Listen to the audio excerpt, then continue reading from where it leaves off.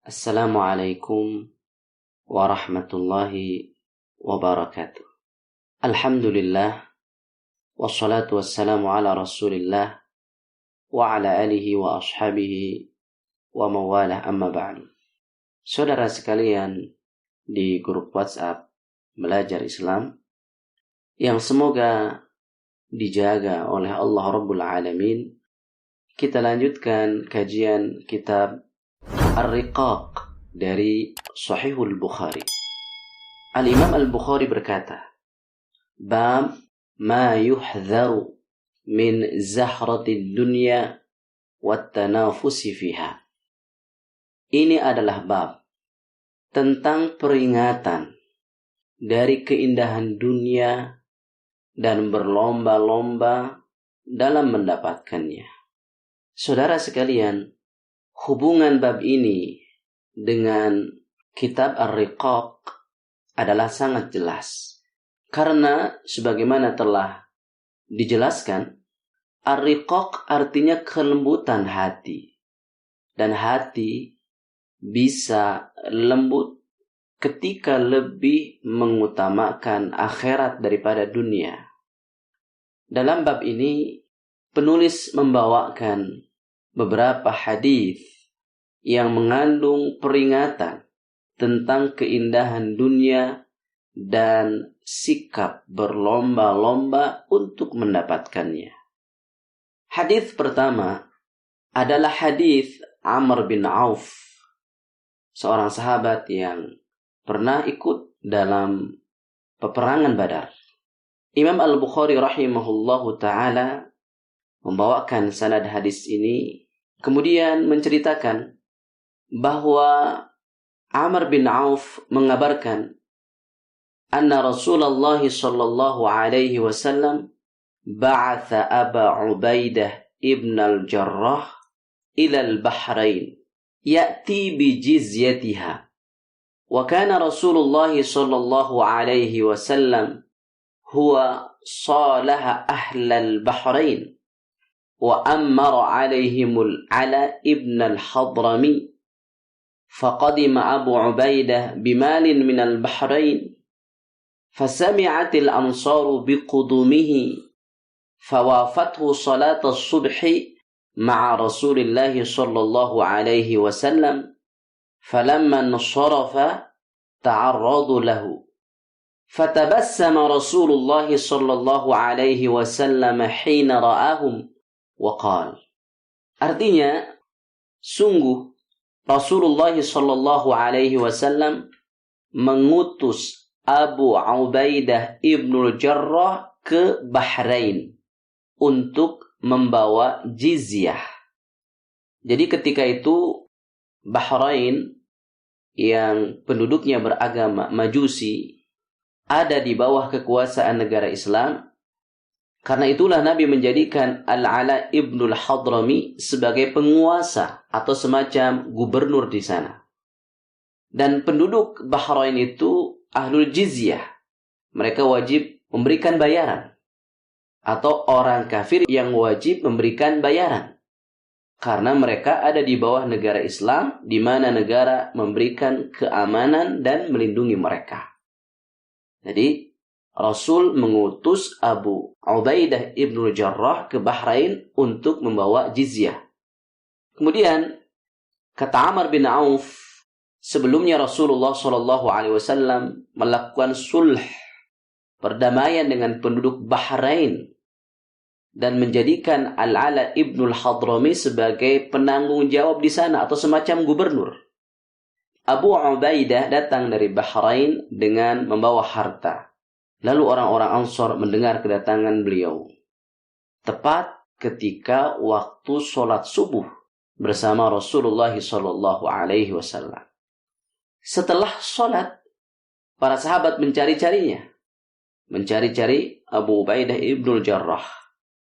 Lalu Rasulullah sallallahu alaihi wasallam tersenyum ketika melihat mereka seraya berkata, "Adhunnukum سمعتم بقدوم أبي عبيدة وأنه جاء بشيء قالوا أجل يا رسول الله Qala fa'abshiru wa ammilu ma yasurrukum. Fawallahi mal faqra akhsha 'alaikum, walakin akhsha 'alaikum an tubsatu 'alaikumud dunya kama busitat 'ala man kana qablakum. Fatanafasuha kama tanafasuha wa tulhiyakum kama alhathum. Artinya, aku menduga kalian telah mendengar berita kedatangan Abu Ubaidah dan dia membawa sesuatu, yaitu harta. Jawaban para sahabat, betul wahai Rasulullah. Lalu beliau bersabda, tenang, abshiru, tenang. Aku janjikan apa yang membahagiakan kalian. Demi Allah, tidaklah kefakiran merupakan perkara yang aku khawatirkan menimpa kalian. Akan tetapi aku takut dunia dilapangkan atas kalian sebagaimana dilapangkan kepada orang sebelum kalian. Lalu kalian berlomba-lomba untuk mendapatkannya sebagaimana mereka berlomba-lomba untuk mendapatkannya. Dan dunia melalaikan kalian sebagaimana telah melalaikan mereka.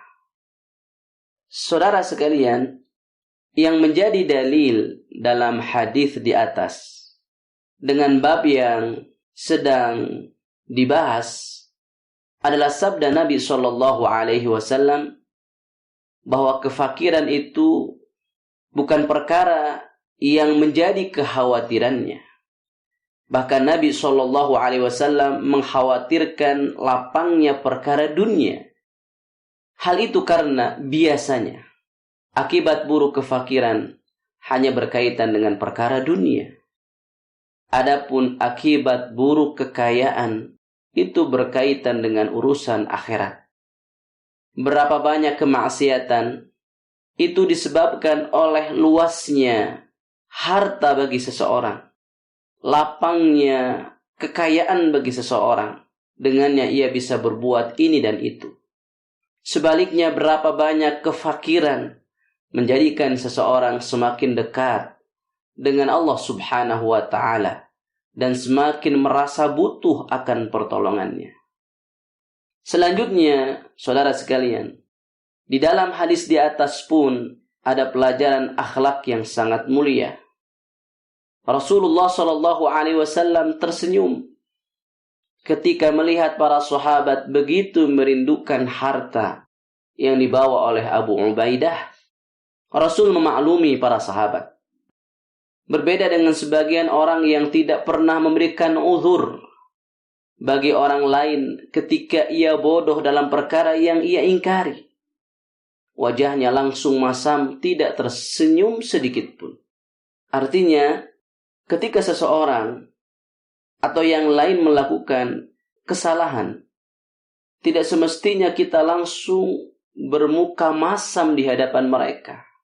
Akan tetapi kita harus tahu keadaan mereka. Bisa jadi bahkan banyak di antara sebab mereka melakukan hal itu adalah kebodohan. Oleh karena itu, pengingkaran tetap dilakukan. Tapi tidak perlu dengan wajah yang menyeramkan atau menakutkan. Bahkan Nabi SAW ketika melihat begitu para sahabat merindukan akan dunia, beliau tersenyum, tapi beliau pun mengatakan, "Fawallahi mal faqra akhsha 'alaikum." Demi Allah, tidaklah kefakiran itu perkara yang aku khawatirkan atas kalian. Tetapi Rasul mengatakan, "Walakin akhsha 'alaikum an tubsatu 'alaikumud dunya." Akan tetapi yang aku khawatirkan adalah ketika dunia telah dilapangkan untuk kalian. Demikianlah akhlak baginda Nabi sallallahu alaihi wasallam. Saudara sekalian yang dimuliakan oleh Allah Rabbul Alamin, demikianlah materi yang bisa saya sampaikan. Semoga bermanfaat. Akhukum